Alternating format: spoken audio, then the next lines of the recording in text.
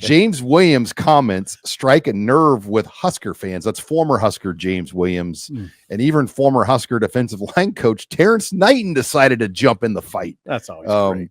Coming to James Williams' defense, and so for full context, our good friend and colleague Jeff Cameron from War Chant, great dude, from the On3 Network, did an interview like we do on our show here. They format, we do a lot of the same stuff they do, and they had James on as a guest. And James is kind of, and you remember James as a player was very outspoken. The few times we interviewed him, like he was not afraid to say what he wanted to say, and that's us. I respect that about him. But he just made a comment that, look, no disrespect to what we had at Nebraska, but the overall grade of player essentially at Florida State, top to bottom, is better than what we had at Nebraska. This is what that's a summation. That's a summation. He said, yeah, no disrespect. I just think some of the guys we have down here are built different. Again, he said, literally no disrespect.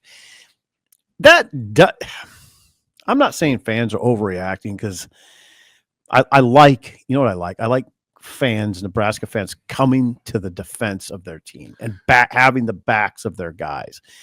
What Williams said wasn't exactly a heavy shot at Nebraska, right? There's Jeff Cameron and Jeff Cameron's a great man. I just like Nebraska. I like Nebraska fans having Nebraska's back, and I love that on our message board the headline that somebody wrote was "Screw James Williams." That got my attention. What's this? But I get it. I wish you also get this, Sean. James is what, 20?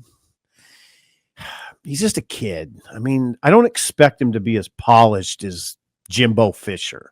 Like, a coach isn't going this direction. But I think what Nebraska fans want him to say is no disrespect, but Nebraska gave you your start.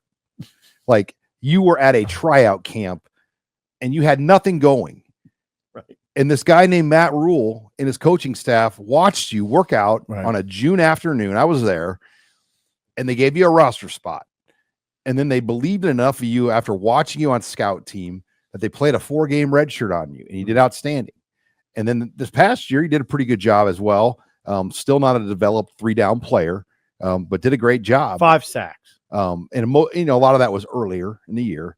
But I think Nebraska fans almost feel a disrespect because they feel like, hey, like, why is he saying this when, like, if it wasn't for Nebraska, you're not making big money like you're making right now at Florida State. Like, Nebraska helped him really get to this path. And just don't say anything. Like, I know, well, that's the approach. But you were 20 once. Oh yeah, I was 20 once, and that we didn't always take the real appropriate approach on things, right? And by the way, when anyone says no disrespect, oh, here it comes. Get prepared to be disrespected. Right. I don't mean to offend you. Okay, well, you're about to be offended, so I know I'm fat.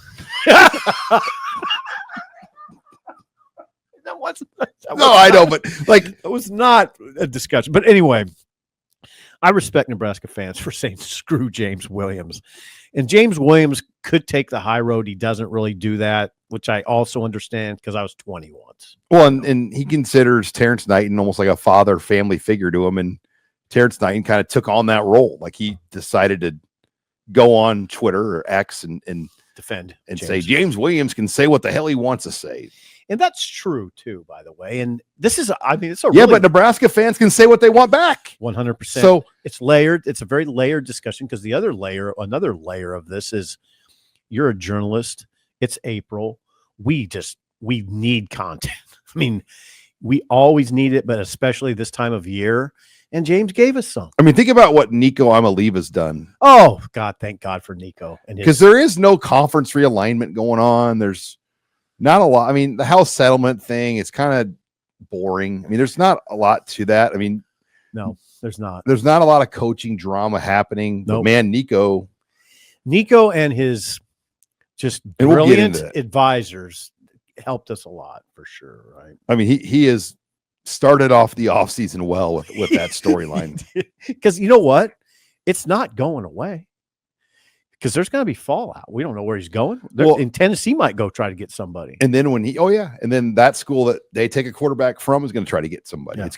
It's a kind of a domino effect that storyline is going to cause. Then where he goes, everyone's going to be interested on what it looks like and how's he doing. And I wonder, we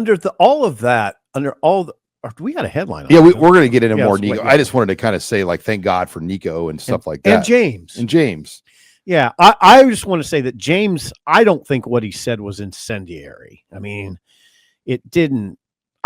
When I saw screw James Williams, I thought, oh God, what did he say? Okay, he didn't say a whole lot. But it doesn't take much this time. But it's clear that he's bothered by the blowback to the level where Terrence Knighton had to come in like that. Yeah.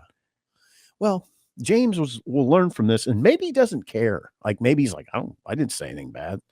Who knows?